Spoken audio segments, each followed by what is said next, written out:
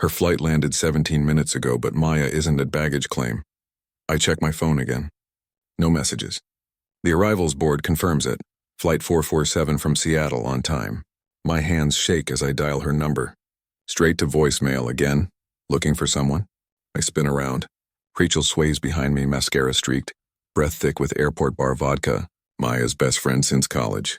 Maid of honor at our wedding. The woman who helped my wife plan every detail of this business trip. Where is she? My voice cracks. Rachel laughs, a broken, bitter sound. Bangkok. What? Or Singapore. Maybe Hong Kong by now. She stumbles, catches herself on my arm. She's been gone 3 days, Ethan. There was no Seattle conference. The terminal tilts. Travelers blur past. You're drunk. Very. She digs through her purse, pulls out a boarding pass. Maya Chen, one way to Bangkok. Dated 3 days ago. She made me promise to give you this. Said you'd understand. I stare at the paper. Maya's neat handwriting on the back. I'm sorry. Don't look for me. Understand what? My voice sounds distant, like someone else speaking. Rachel's laugh turns cruel. That she's fucking Marcus Kane. Marcus. My business partner. The man I trusted with everything while I built our company from nothing. The man who smiled at our anniversary dinner last month, toasting to loyalty and friendship. You're lying. She holds up her phone. A photo, Maya and Marcus at a beachfront restaurant. Her hand on his chest. That smile, the one she used to save for me. Koh Samui, yesterday she sent it to prove they arrived safe. Rachel's voice breaks. I helped her plan it. The accounts, the documents, everything. She promised it was just about money, about starting over. But look at her face, I can't breathe. Can't think. The photo burns into my retinas. Why? The word barely escapes. Because you were never enough. Rachel sways closer, her perfume mixing with vodka and something else. Desperation. She told me everything. How you work 18-hour days. How you haven't touched her in months. How Marcus makes her feel alive. So you helped her destroy me? I helped my best friend escape. Tears fall freely now. Except she lied to me too. Said she was leaving alone. Said Marcus was just helping with the money. She grips my shirt. 20 years of friendship, and she played me like she played you. Security guards glance our way. I pull Rachel toward the exit, her heels clicking erratically on marble floors. Outside, rain soaks through my jacket. She shivers against me. Where's your car? I ask. Didn't drive. Too drunk. She laughs again, that broken sound. Couldn't face you sober. I guide her to my BMW. She collapses in the passenger seat, mumbling apologies and curses in equal measure. As I drive, she talks, rambles, reveals things she shouldn't. They've been planning this for months. Marcus has accounts in Thailand. Clean money from the deals you never knew about. She hiccups. Your company, Ethan, he's been bleeding it dry. I pull over. What deals? The Shanghai contracts. The sole partnership. She meets my eyes. You signed papers you didn't read. Trusted him to handle the Asian markets while you focused on expansion. Classic Maya, she knew your weakness. You always trust the wrong people.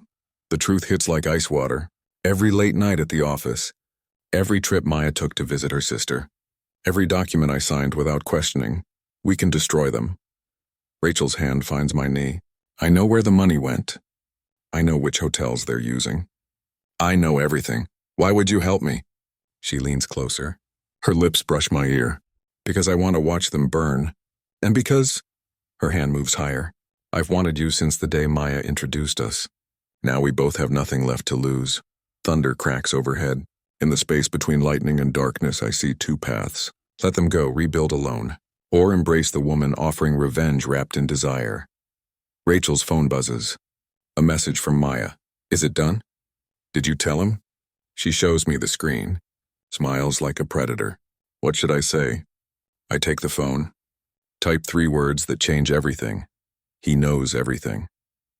Then I delete Maya's number and pull Rachel into a kiss that tastes like vodka and vengeance. Rachel's apartment smells like jasmine and old wine. She fumbles with her keys while I hold her steady, both of us soaked from the rain. Inside, she kicks off her heels and pours 2 glasses of whiskey. Liquid courage, she says, downing hers in one gulp. I sip mine, studying her apartment. Expensive furniture. Original art, all gifts from Maya over the years. Photos of them together cover every surface, smiling, hugging, inseparable. She paid for all this. Rachel follows my gaze. Guilty conscience, probably. Always buying me things after she'd done something terrible. She grabs a framed photo from their trip to Paris, like when she slept with my boyfriend's senior year. What? Oh, she never told you? Rachel hurls the frame against the wall. Glass shatters.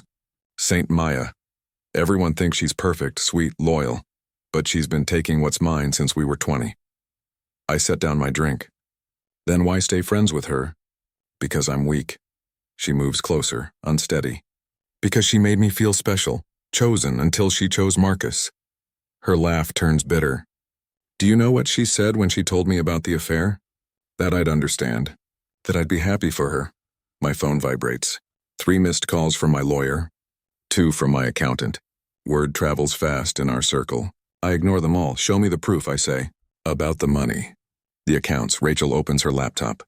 Her fingers fly across the keyboard, pulling up documents, bank statements, emails. The scope of Marcus's betrayal unfolds like a roadmap to hell. Shell companies. Forged signatures. Systematic theft disguised as international expansion. 6 million. She points to a transfer dated last month.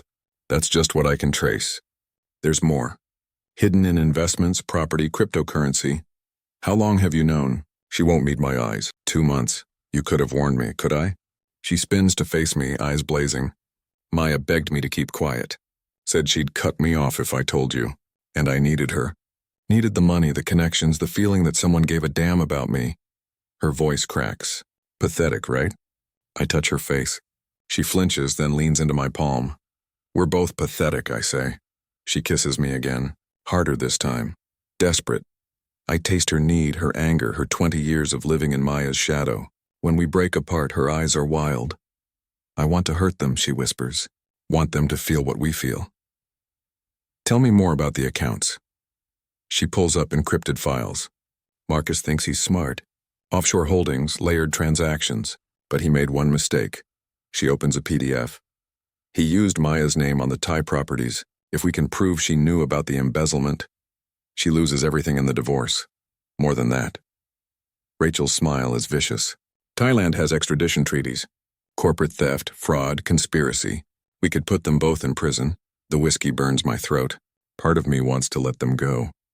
Start fresh. But the image of Maya in Marcus's arms on a beach bought with stolen money ignites something darker. What do you need from me? I ask. Access to your company servers, financial records, proof that links Marcus to the theft. She straddles my lap. Give me 48 hours and I'll give you enough evidence to bury them. And what do you want in return? Her hands frame my face. I want you to look at me the way you looked at her just once. Make me feel like I'm not second choice. Rachel, I know what this is. Her voice hardens. Revenge sex. Mutual destruction. But for one night, can we pretend it's more? Thunder shakes the windows. In the darkness between lightning strikes, I see Maya everywhere. In the photos. In Rachel's gestures. In the way she bites her lip when nervous. You're nothing like her, I say. Liar. No. I pull her closer. Maya would never show weakness. Never admit she's broken. You're here, bleeding in front of me, asking for something real. That makes you dangerous. Dangerous? Because I might actually feel something. She studies me. When did you stop loving her? 20 minutes ago. When I saw that photo. That's not how love works. Then teach me. I stand, lifting her. Show me how to stop loving someone who never existed. She wraps her legs around me. First lesson, you don't stop loving them. You just learn to love the pain more. I carry her to the bedroom. Rain hammers against windows. She pulls off my soaked shirt, traces her fingers over my chest. You're shaking. So are you. Different reasons. She pulls me down. You're grieving. I'm finally getting what I want, which is to matter. Even if it's just tonight. We move together in the darkness. She whispers secrets between kisses. Every time Maya hurt her, every moment she fantasized about this. I tell her about the loneliness, the distance, the way Maya made me feel like success meant more than connection. After we lie tangled, listening to the storm.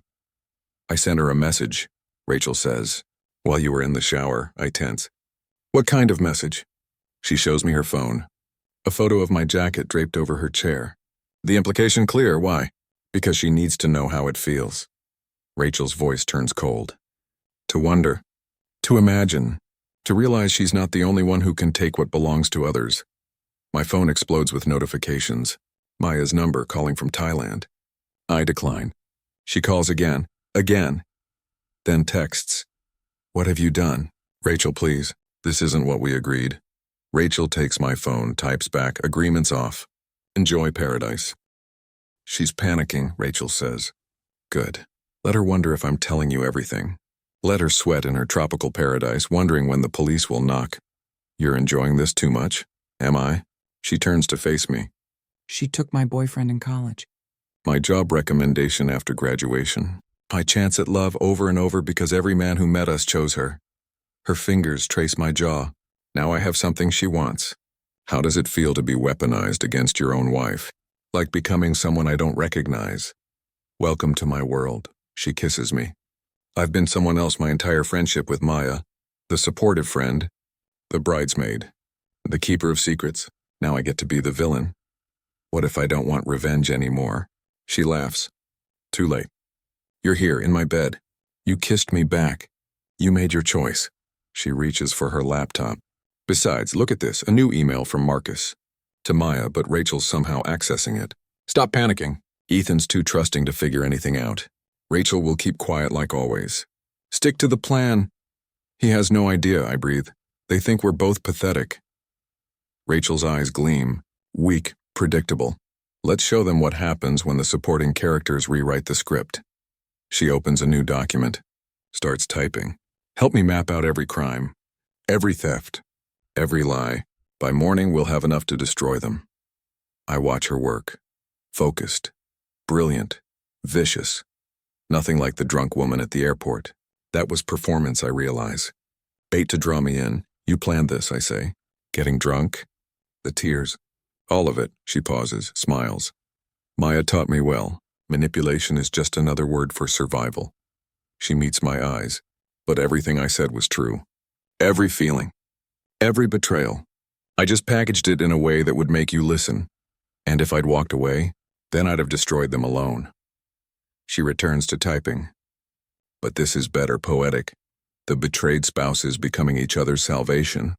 Or damnation. Same thing. She pulls up Marcus's calendar. He has a video call with investors tomorrow.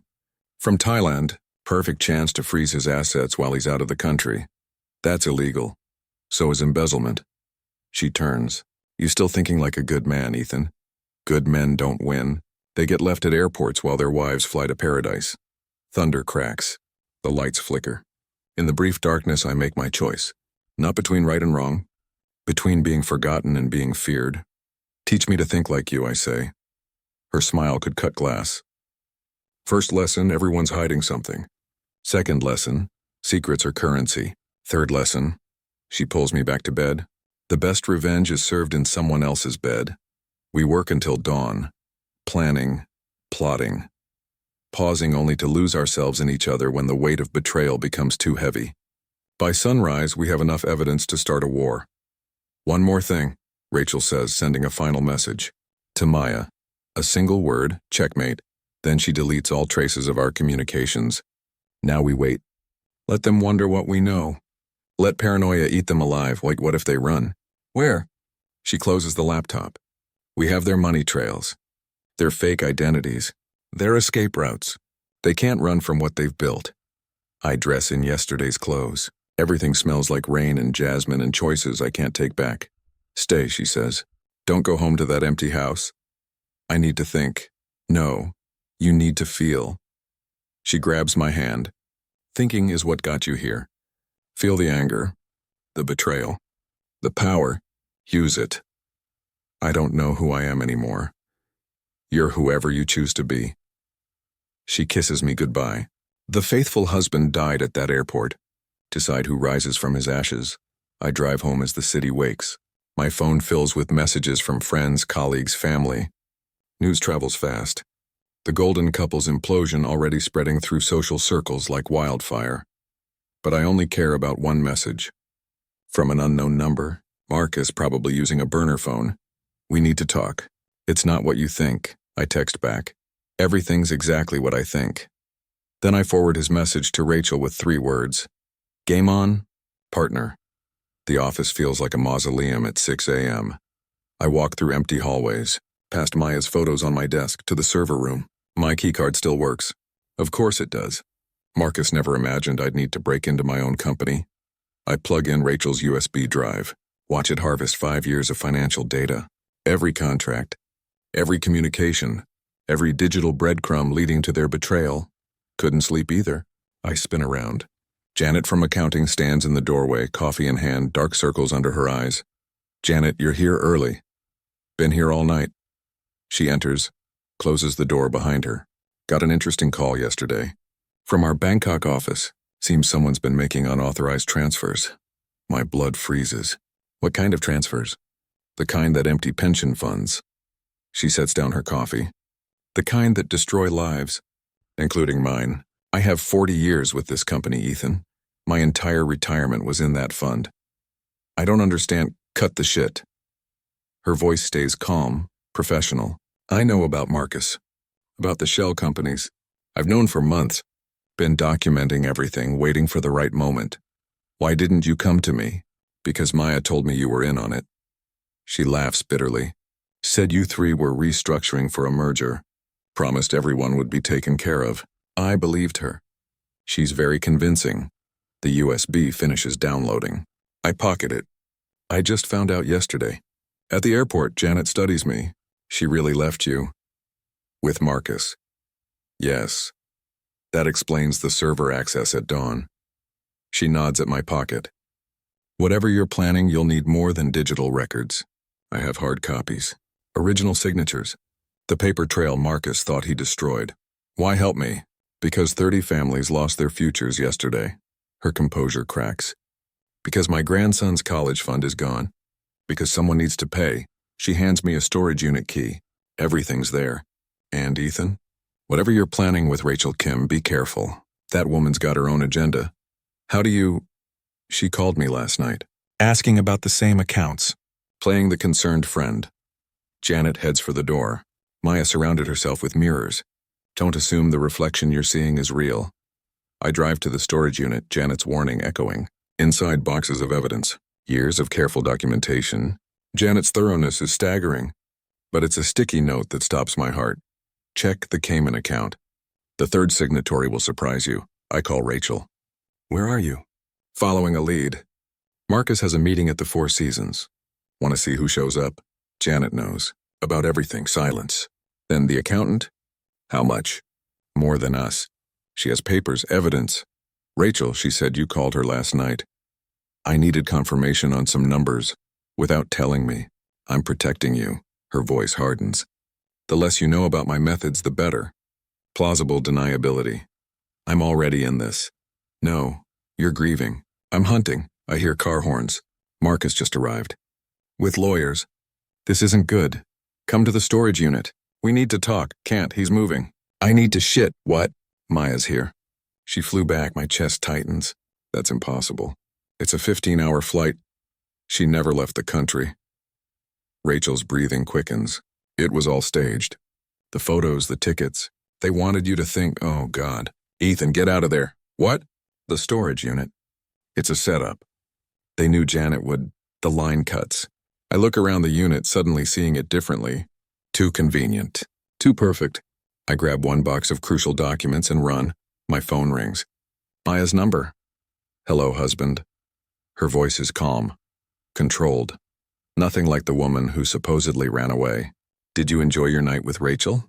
Maya, she's quite the actress, isn't she? Though I told her not to sleep with you. That was improvised. My mind reels. You sent her. I needed to know if you were involved in Marcus's scheme. Needed to test your loyalty. She sighs. You failed spectacularly. My loyalty? You're the one who what? Pretended to run away with your business partner? Faked an affair to see how you'd react? Her laugh is cold. Marcus has been stealing, yes. But not with me. I've been gathering evidence for the FBI. Was about to turn him in when Rachel told me you might be involved. That's insane, is it? You signed every document. Your name on every transfer. Either you're corrupt or criminally negligent. Either way, I needed to know which before I protected you or let you burn. I lean against my car. So the affair? Theater. Marcus thinks I'm helping him escape. Really, I'm documenting everything. Until you complicated things by fucking my best friend. She said you betrayed her. Stole boyfriends. Ruined her life. Projection is her specialty. Maya's voice softens. That boyfriend she mentioned. He assaulted her. I reported him, got him expelled. She's hated me ever since. Blamed me for ruining her fairy tale. No, she showed me messages. Photos, all fabricated. Check the metadata. A pause. Where are you, Ethan? Let me help you before this gets worse. I think of Rachel. Her passion, her pain, her promises. Then Maya's voice, familiar yet strange. Two mirrors reflecting lies. I don't trust either of you, I say. Smart. Finally. Maya's tone shifts. But you need to choose. Rachel's about to do something that will destroy more than just Marcus. Those pension funds Janet mentioned? Rachel has the codes. She's not trying to recover them. She's going to steal them herself. You're lying. Check your laptop. The USB she gave you. It's not just downloading data. I pull out my computer. Open it. Watch in horror as funds transfer. Not to safety. To offshore accounts. Hundreds of them. Stop it. I can't. She has your biometric data. Your passwords. Everything she needed to frame you completely. Maya's voice turns urgent. Get to the Four Seasons. Room 1247. I have the FBI waiting. Tell them everything. It's the only way to prove you're a victim, not an accomplice. How do I know this isn't another trap? You don't, she pauses. But in 5 minutes, $12 million will finish transferring to accounts linked to your name. So decide, trust the wife who's trying to save you or the woman who just framed you for the crime of the century. I start driving. If you're lying, I've lied about many things, but never about protecting you. Her voice breaks slightly. Even when you made it impossible. The airport. Your best friend crying. All of it was fake. The tears were real. Rachel genuinely hates me. Has for years. I just aimed her at you. Needed to see what you'd do when tempted. She sighs. I didn't expect you to fall so fast. You pushed me into her arms. I handed you a match. You chose to light the fire. The Four Seasons looms ahead. Why should I believe anything you say? Because in 30 seconds, Rachel's going to call. She'll say the FBI is there to arrest you. That I set you up. That running is your only option.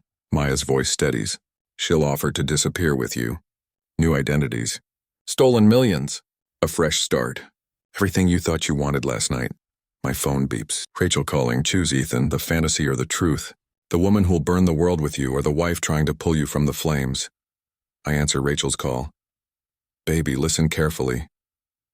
Her voice is panicked. Maya set us up. The FBI is at the hotel. Don't go there.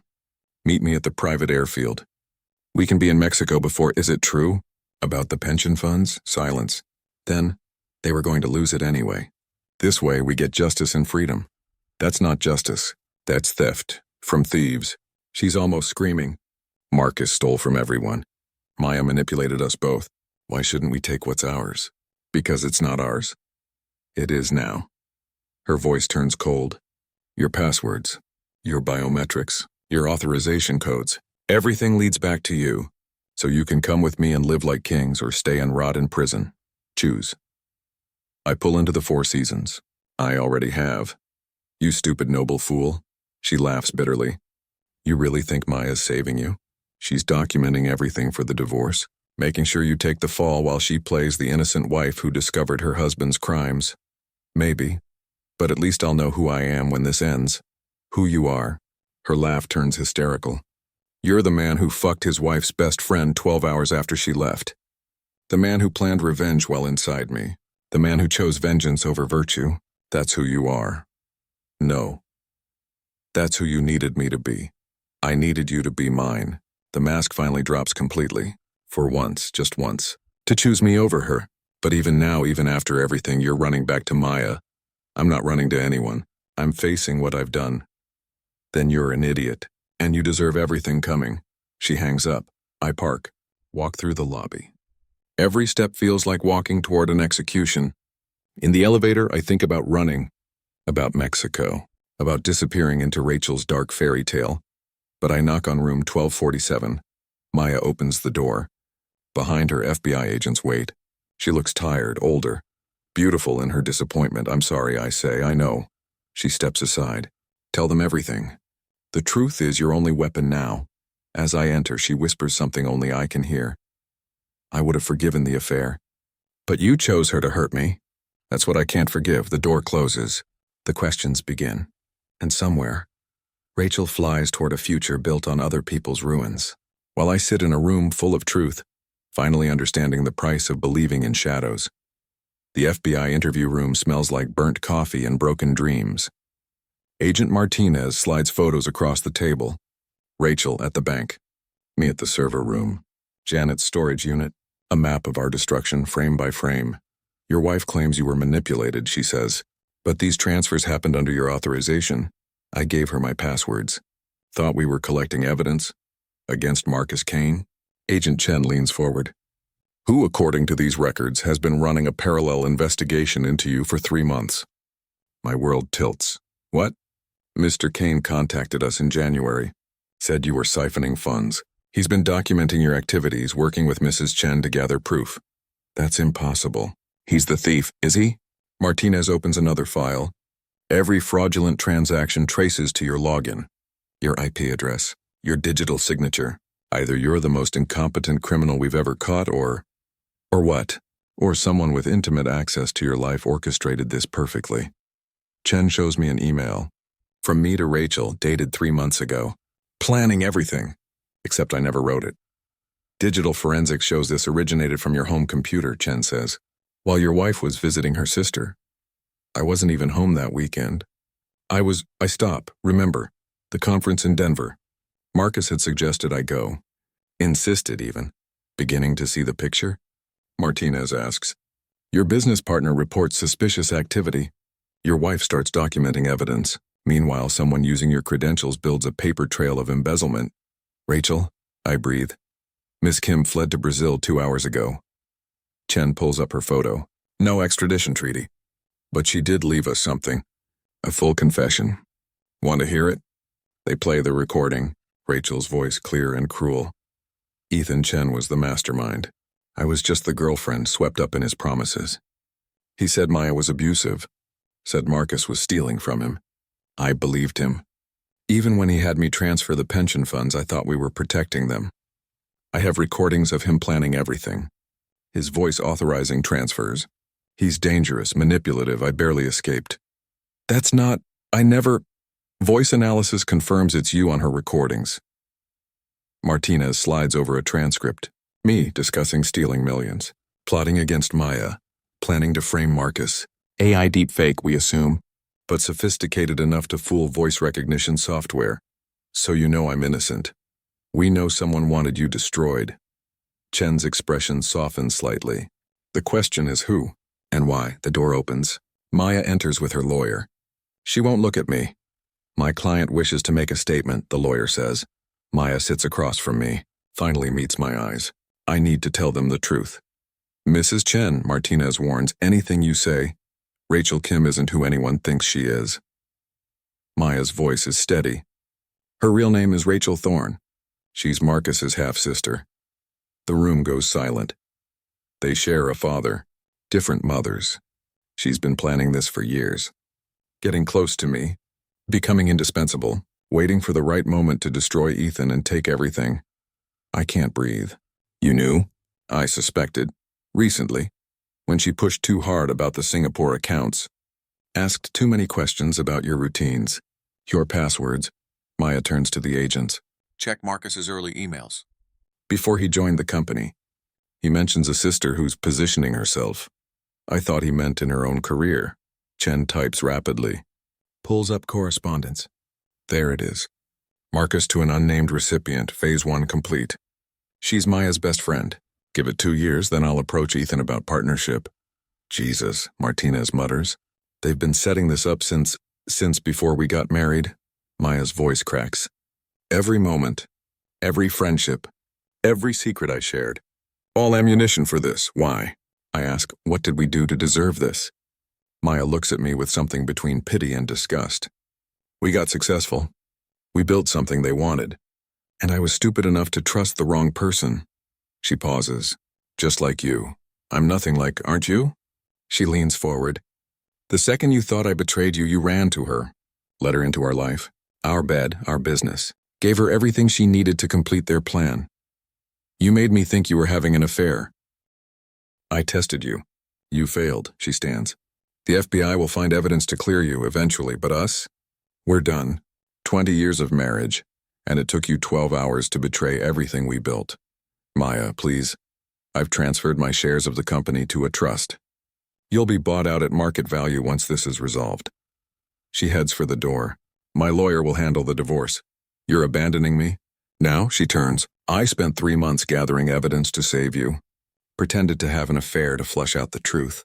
Debased myself playing Marcus's lover while documenting his crimes. All to protect a husband who fucked my best friend the moment he thought I'd left. Her voice drops. So yes, Ethan, I'm abandoning you. Just like you abandoned us the moment she offered you revenge wrapped in lust. She leaves. The silence stretches until Martinez speaks. Mr. Chen will need you to remain available. Don't leave town. Your assets are frozen pending investigation, but you're not under arrest. Yet. They give me back my phone. 17 missed calls from my mother. 40 texts from colleagues. 3 from Marcus, all variations of we need to talk. I call him Ethan. He sounds exhausted. I suppose you know. Your sister? Really? Half-sister? And it wasn't supposed to go this far. He sighs. The plan was simple. Get close. Find weak points. Maybe some insider trading. Light fraud. Nothing like this. Pension funds, Marcus. Family's ruined. That was all Rachel. She went off script. Started believing her own cover story. Actually fell for you, I think. Made everything messy. Fell for me? She destroyed me. Same thing in her world. He laughs bitterly. You should see her father. My father. Makes us look like amateur hour. She learned from the best. Where's the money? Gone. She's brilliant with numbers. Always was. I'm good with people. She's good with systems. Perfect team until she decided she wanted it all. So you're a victim too? Victim? He snorts. I was going to steal from you, Ethan, just carefully, legally almost. Creative accounting, not outright theft. But Rachel, she wanted scorched earth. Wanted you broken, not just poor. Why? Because Maya chose you. In college. Rachel introduced you to, remember? At that party? She saw you first.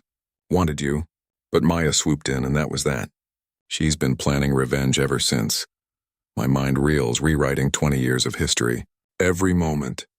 Every memory. All poisoned. The FBI has you recorded, I tell him. 3 months of evidence. I know. I'm at the airport. Flight boards in 20 minutes. Running won't solve. Not running. Facing it. Just elsewhere. Somewhere with better lawyers and worse extradition treaties. He pauses. For what it's worth, I actually liked you. Would have preferred just being legitimate partners. But family is family. Your family destroyed mine. Yeah, well, welcome to the Thorn legacy. He hangs up. I sit in my car outside the FBI building. Watch normal people living normal lives. Wonder how I got here. How 20 years of marriage dissolved in 24 hours. My phone rings. Unknown number. Stop calling, Rachel. One last thing, she says. Check your email, I do. A video file. I click play, it's us. Last night. In her bed. But edited. Cropped.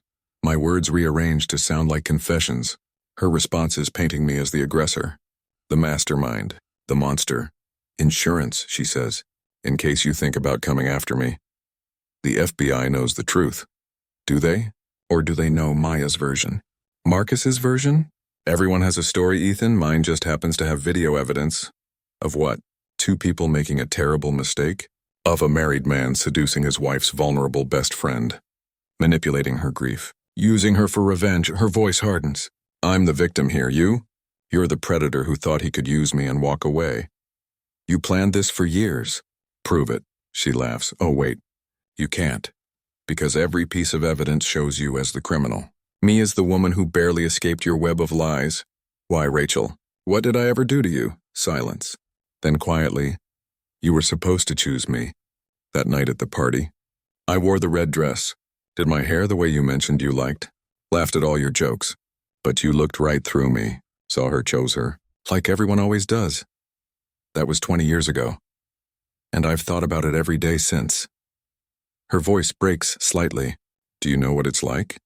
Being the supporting character in your own life? Watching the person you love marry your best friend? Pretending to be happy for 20 fucking years? So you destroyed everything? I took what was mine. What should have been mine from the start. She steadies herself. The money's just a bonus. The real prize was watching you choose me. Finally. Even if it was just for revenge. I didn't choose you. I chose anger. Same thing. For one night you were mine. That's all I wanted. All I ever wanted. She pauses. Goodbye, Ethan. Enjoy poverty. It suits you better than success anyway. The line dies. I throw my phone against the dashboard. It cracks but doesn't break. Like everything else in my life. Damaged but stubbornly intact. I drive home to an empty house. Maya's already been here. Her things are gone. 20 years of shared life vanished in boxes and suitcases. Only the furniture remains. And the photos she didn't want. I pick up our wedding picture. Maya in white. Me in black. Rachel in the background, maid of honor, smiling. I study her face now, seeing what I missed then. The tightness around her eyes. The forced curve of her lips. The hand clenched around her bouquet. She was planning this even then. I pour whiskey. Sit in the dark. Think about calling someone, but who?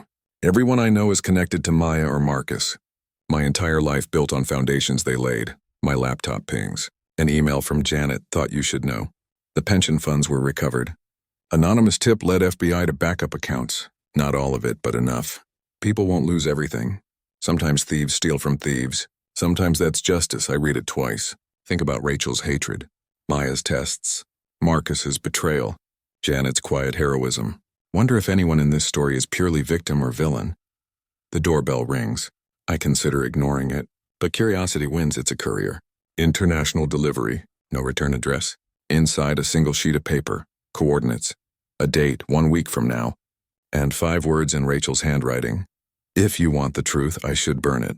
Give it to the FBI. Forget she exists. Instead, I fold it carefully. Put it in my wallet. Because Maya's right, I am weak. And some part of me needs to know if any of it was real. If somewhere between the lies and manipulation, 2 broken people actually connected. Or if I was just another casualty in a war that started before I even knew I was fighting. I drink until the edges blur. Until Maya's leaving feels like mercy. Until Rachel's betrayal feels like destiny. Until I can't tell if I'm the victim or the villain of my own story. Outside, dawn breaks over the city I used to own. Now it owns me. Another failed king in a kingdom of sand, waiting for the tide to wash it all away. 1 week, 7 days rebuilding from ashes while lawyers circle like vultures over the corpse of my marriage. The FBI clears me of criminal charges but not of stupidity. My reputation is roadkill. My company hemorrhages value. But I'm free. Free to follow coordinates to a truth I probably don't want. The location is a private hangar outside the city. Midnight approaching. Rain falls in sheets as I park between shadows. No other cars. No signs of life. Just me and whatever trap I'm walking into. You came. I turn. Rachel emerges from the darkness. Different now. Short black hair, expensive suit. All traces of the broken best friend erased. She looks like what she always was, a predator in designer clothing. Where's the money, Rachel? Safe, invested, growing. She lights a cigarette. Relax, I'm not here to gloat. Then why? Because you deserve the truth. The whole truth. Not Maya's version or Marcus's or mine. The actual truth. She gestures to the hangar. Inside. I follow, hand on my phone, ready to call for help. Inside, a small jet waits. But we don't board. She leads me to an office overlooking the runway. Drink? She pours 2 whiskeys without waiting for an answer. You look tired. Being framed for embezzlement will do that. You weren't framed. Not entirely. She hands me the glass. See, that's what everyone's missing. You did sign those documents. You did authorize those transfers. Just not consciously. What are you talking about? She pulls out a tablet, shows me video footage. Me at my desk signing papers. But my eyes are unfocused. Movements mechanical. Hypnosis. I laugh. You're claiming you hypnotized me? Not hypnosis, pharmaceuticals. She sips her drink. Low-dose benzodiazepines in your coffee. Every morning for 3 months. Made you suggestible, compliant, forgetful. Maya's idea, actually. Bullshit, is it? She shows me more footage. Watch yourself. The slight delay in responses. The way you agree to everything Marcus suggests. The memory gaps you blamed on stress. All chemical. My hand shakes. Maya would never. Maya would do anything to protect herself. Rachel sits across from me. Think, Ethan. Who had access to your morning routine? Who insisted you take those vitamins for stress? Who benefited most from you being pliable? You're lying. Again. I'm many things, but not a liar. Manipulator? Yes. Thief? Absolutely. But I've never lied to you. Not once. She leans forward. Every feeling I expressed was real. Every moment in my bed was real. The only lie was letting you think Maya was innocent. Prove it. She opens a safe, pulls out documents, lab reports, chemical analyses, a systematic poisoning disguised as wifely concern. My signature getting sloppier over months, my decisions more erratic, my memory gaps expanding. She was losing you, Rachel says softly. You were getting successful, independent, started questioning her spending, her trips, her relationship with Marcus, so she made you manageable. Her relationship with Marcus was fake. The FBI confirmed. The affair was fake, the relationship wasn't. Rachel shows me photos going back 5 years. Maya and Marcus at restaurants, hotels, business meetings that weren't. They were partners long before the romantic cover story. Building something, using your company as a front. For what? Art smuggling. Ancient artifacts, very lucrative, very illegal. She pulls up shipping manifests. Hidden in your international expansions, you signed off on every shipment thanks to the drugs. Perfect patsy if things went wrong. My world tilts. Again. So the embezzlement? Real, but not Marcus's idea. Or mine. Maya needed to burn everything when the FBI got too close to the smuggling operation. We were just the convenient scapegoats. She laughs bitterly. My brother thought he was playing her. I thought I was playing you. Turns out she was playing everyone. This is insane. Is it? Where did Maya get her startup money? Her family was poor. Suddenly she has cash for businesses, investments, your lifestyle. You never questioned it because you were proud of her success. But success from what? I drain my whiskey. Try to think. But every memory feels suspect now. Every moment potentially fabricated. Why tell me this? I ask. Because I'm leaving. Tonight. And I wanted you to know that what we had, twisted as it was the only real thing in this whole mess. She stands. Maya's FBI immunity deal requires her to testify against Marcus and me, but not against herself. She'll walk away clean, rich, free, while we burn for her crimes. So run. Why do you care what I think? She touches my face. Because for one night, you chose me. Not her. Me. And that was worth 20 years of planning. I chose revenge, not you. I'll take it. She kisses me. Soft. Final. The money I stole? It's in a trust. For the pension fund victims. All of it. Plus interest. Should process Monday morning. What? Why? Because I'm not Maya. I wanted to hurt you, not innocence. Consider it my wedding gift. 20 years late. She heads for the door. There's one more thing. In the safe. Don't look until I'm gone. Rachel? That's not my name anymore. She smiles, but I liked how you said it. She leaves. I wait until I hear the jet engines before opening the safe. Inside, medical records. Not mine. Maya's. Pregnancy tests from 6 months ago. Positive. Then hospital admission forms. Miscarriage. My name nowhere on any documents. But Marcus's insurance covered the procedures. The final page is handwritten. Maya's journal. Ethan can never know. It would kill him. Better he thinks I'm barren than knows I was carrying another man's child. The drugs are working. He doesn't remember the fights, doesn't question the timeline. By the time this is over, he'll be free, and I'll have enough money to disappear. It's mercy, really. Letting him think I'm the villain rather than knowing he was never enough. I sink into the chair, feel the weight of every lie, every betrayal, every truth worse than the last. My phone rings. Maya. Did she contact you? Her voice is panicked. Rachel, the FBI says she escaped. Ethan, Whatever she told you, was it true about the pregnancy? Silence. Then, what did she show you? Everything. The drugs. The smuggling. Marcus. You don't understand. I was protecting you. From that world. From my mistakes. The medication was to help you cope with the stress. The medication was to make me a puppet. A safe puppet, her voice cracks. Do you know what they do to people who cross international smuggling rings? I was trying to extract us. To get enough money to run, start over, be normal. Normal. You drugged your husband and fucked your business partner. I fucked him to maintain cover, to keep them from suspecting I was gathering evidence. She's crying now. Everything I did was for us. To save us. From dangers you created. From a life I was born into. She screams. You think I chose this? My family's been running artifacts since before I was born. I tried to escape, tried to be your perfect wife, but they don't let you leave, so I made a deal. One last job. Use your company for cover, then we'd be free. So you destroyed my life to save it? Yes. Her voice drops. And I'd do it again, because the alternative was finding you dead. Like they did my father when he tried to leave. Like they would have done to you if you'd known the truth. And the baby? Long pause. Was a mistake. Birth control failed. I couldn't have a smuggler's baby. Couldn't trap you in that life, so I handled it alone like everything else. You weren't alone, you had Marcus. Marcus was using me, just like I was using him, just like everyone uses everyone in this world. She sighs. Except Rachel. She actually loved you, in her broken way. That's why I chose her.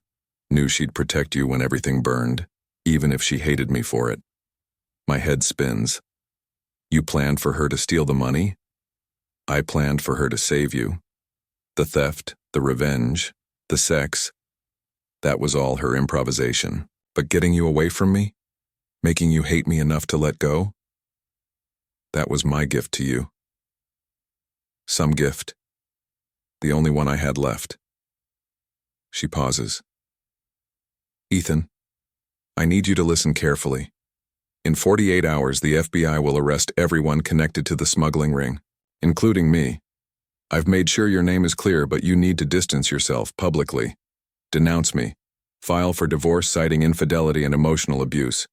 Take the victim role Rachel crafted for you and wear it like armor. Maya, I loved you. The real you. Not the drugged puppet I created, but the man who proposed in that terrible restaurant because you were too excited to wait. Her voice breaks completely.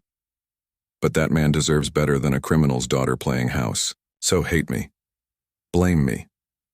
But live. Please. Just live.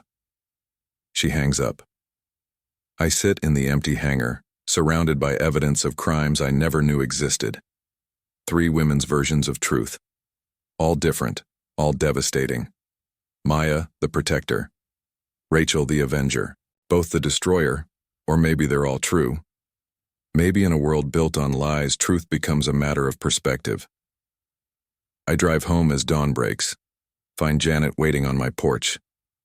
Thought you might need this. She hands me coffee. Real coffee, no drugs. Heard about the pension funds, anonymous donation covering everything. Rachel. She put it all back. Good. Janet sits beside me. You know what the funny thing is? I knew about the artifacts. Suspected anyway. Import, export discrepancies. Customs forms that didn't match. But I kept quiet because Maya was kind to me. Promoted me. Made me feel valued. We all kept quiet about something. True. She sips her coffee. So what now? You rebuilding the company? With what? My reputation's destroyed. My wife's a criminal. My partner's fled the country. But you're alive, free, have a chance to start over. She stands. I'm retiring. Buying a little coffee shop downtown. Could use a partner who understands books. I don't know anything about coffee. You know about starting over, that's enough. She leaves her card. Think about it, real business, real products, real life. No more mirrors and smoke. I watch her drive away.